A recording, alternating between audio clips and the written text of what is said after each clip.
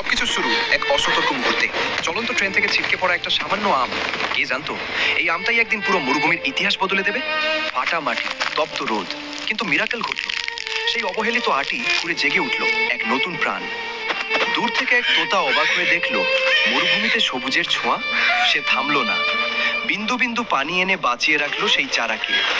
তোতার ভালোবাসায় সেই চারা আজ বিশাল আম গাছ। ধু ধু প্রান্তরে সে যেন একাই রাজত্ব করছে। কিন্তু সুখ সইল না। একদল সাদা বানরের অতর্কিত আক্রমণ। মুহূর্তেই তছনছ হয়ে গেল তোতার তিলে তিলে গড়া স্বপ্ন। নিচে পড়ে রইল শুধুই ধ্বংসস্তূপ আর তোতার চোখের জল। কিন্তু হিরোরা কি এত সহজে হারে? তোতা উঠে দাঁড়ালো, ধ্বংসস্তূপ থেকেই কুড়িয়ে নিল নতুন সম্ভাবনা।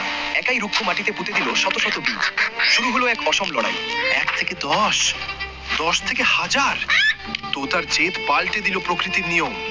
মরুভূমি আজ আম বনের রাজ্য।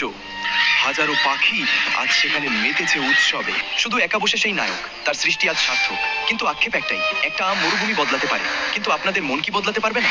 বন্ধুরা, এই তোতার হার না মানা লড়াইয়ের জন্য একটা লাইক আর সাবস্ক্রাইব কি হতে